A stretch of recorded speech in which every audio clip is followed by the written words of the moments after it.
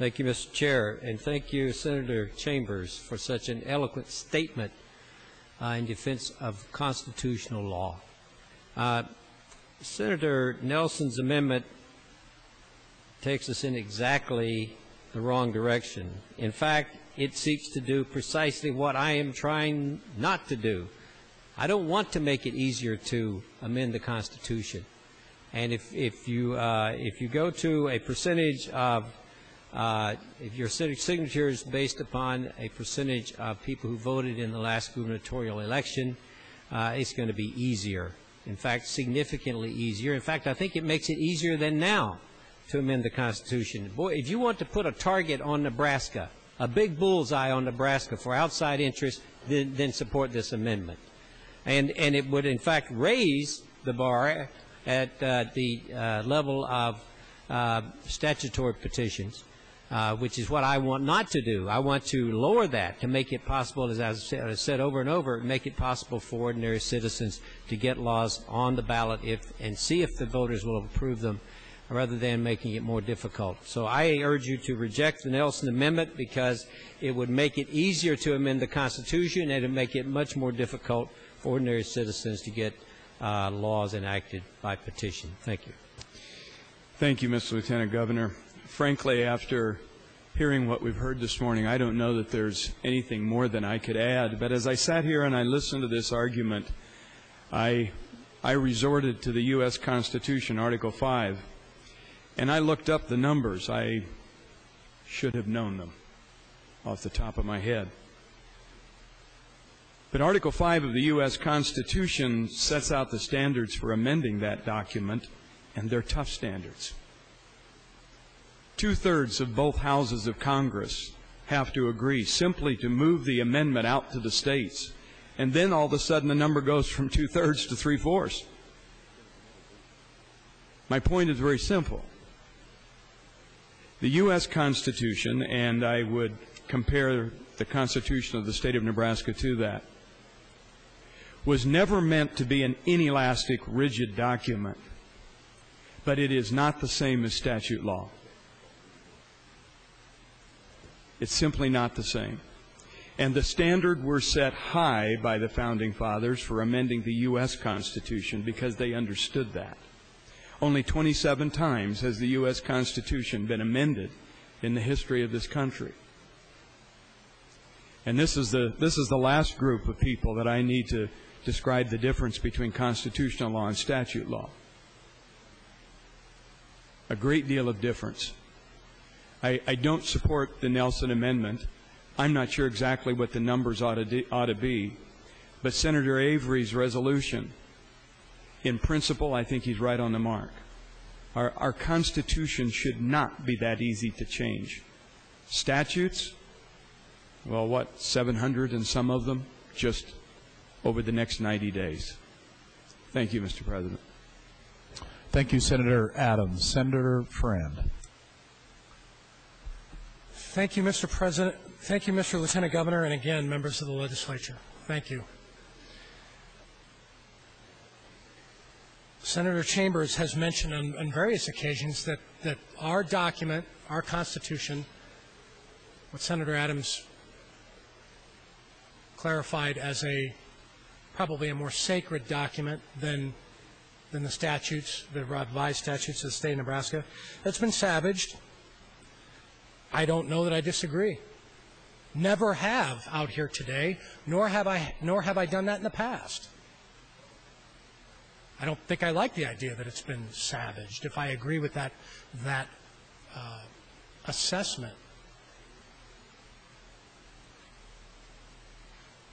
We are a representative democracy, but here's the key, and it is key. We are closer to a pure democracy than any other state in this land. We know that. And a pure democracy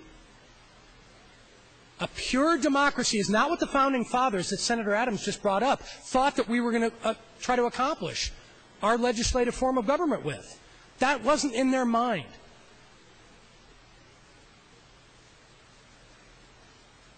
Our Constitution followed a set of writings called the Federalist Papers. The Federalist Papers laid out a blueprint for us on the form of legislative government that is the most appropriate in a democratic republic. And it wasn't what we're doing here. Look, folks, I'll say it again. I don't mind that. I like the unicameral. But toss all conventional wisdom out the window. Senator Chambers brings up some excellent points, but you know what? Senator Chambers lives in the only state where the Constitution is fundamentally different than all other than the 49. Different. Different in the way the citizens are able to approach it and should be able to approach it. Senator Chambers, I'm going to be real bold here. I'm going to say that I wanted this debate for a long time. And some of you who are new have not known me that long. This was coming. We have to talk about the significant difference between the way we approach our legislative business than anybody else. We have to talk about that. Senator Chambers may not acknowledge it. I've acknowledged that our Constitution has been savaged, that I don't like it. But our citizens have different rights than the folks in the Commonwealth of Massachusetts. They have different rights than the folks in Minnesota. Our founding fathers did not anticipate what we're doing. Nowhere did they anticipate that. I don't have a problem with that. But I do admit, and I don't take it lightly, and I hope Senator Chambers and others don't believe that I'm taking the approach to changing the Constitution lightly. I don't. I just think there's a huge difference. And we have to address that.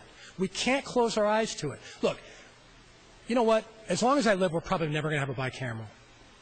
All right, that's fine. Don't think that I'm on some crusade and a mission. My crusade and mission is for us to clearly look at the way we address these issues in comparison to the way the other states do. Because Senator Adams is right.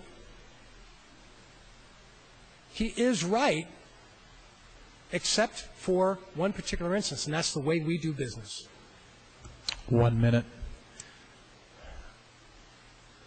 I would leave, I guess, with this final point. AMD 258, Senator Nelson's amendment, I don't know that I have a lot of conventional wisdom as how to deal with this. What I said from the outset, and I believe this, is that we can toss 50 amendments up there. And they're all going to do different things, and they're going to accomplish different things. I don't think that's the answer, because I think the foundation of LR8CA is a mistake. It's bad.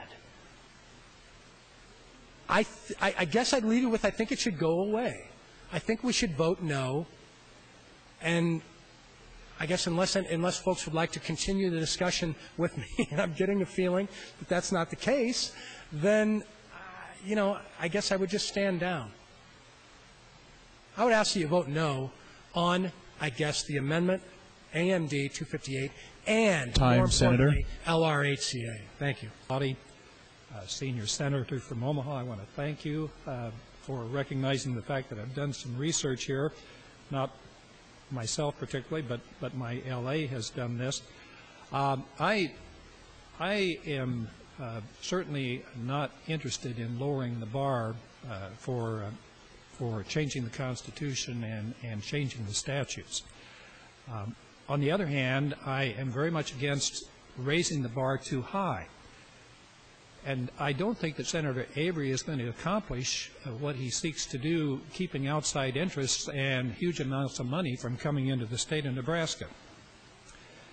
I just want to cite you some figures. In 1996, the amount of $4 million was spent on constitutional amendments, proposed amendments.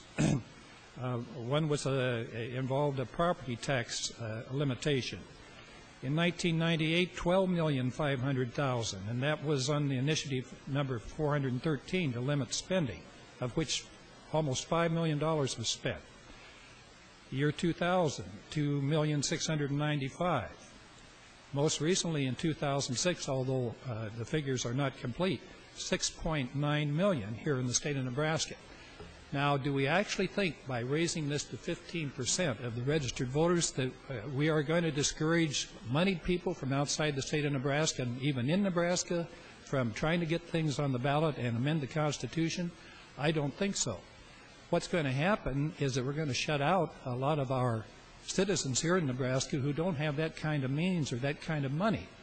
They aren't going to be able to afford to reach that 15% requirement. And that's why I'm proposing that we go with a lower amount, 10% of the votes that were actually cast for the governor in the most previous election. I just want to point out, and I thank Senator Friend for his comments, Nebraska is one of the most difficult states right now to get an initiative on the ballot. On the other hand, I would point out to Senator Chambers that we are a state in which most of our initiatives fail. In the last 12 constitutional initiatives that we had here in the state of Nebraska, 8 of them failed. 8 out of the 12 failed. I think that speaks very well for the citizens and the voters of Nebraska. Once these get on the ballot, they certainly can read, they certainly can understand, and they have turned them down. I worry most about the fact that we're shutting our regular citizens, our voters out by raising the bar too high. I think by keeping it at 10% for an initiative on changing a statute that at around 60,000 of the voters, I think that's reasonable too. And so I would ask for support of my amendment. And I will return the balance of my time to the chair. Thank you, Senator Nelson. Senator Shimek. Yes, thank you. Mr. President and members of the body, I, too, rise in opposition, Senator Nelson, to your amendment. And there are a number of reasons for that. One of the reasons Senator Friend mentioned that the Founding Fathers did not anticipate this kind of debate that we're having here today because they did not include it in our Constitution. I suspect they did know about it because the initiative and referendum procedure goes back to the 18th century in the House of Commons. It has a long tradition in democratic governance. In fact, here in our own country, the initiative and referendum originated in the state of Oregon in 1902, and as Senator Shimek pointed out, here in this state in 1912. It is an important part of democracy. I'm reminded of something that the late Archibald Cox, constitutional scholar at Harvard University, used to say about America. He said, "We are engaged in the great American experiment." And he was referring to American democracy. American democracy is unlike any democracy in the world. We have representative democracy that is similar to what others practice in many other states. But we're unique in a lot of ways, and this body, of course, is very unique in the state of Nebraska.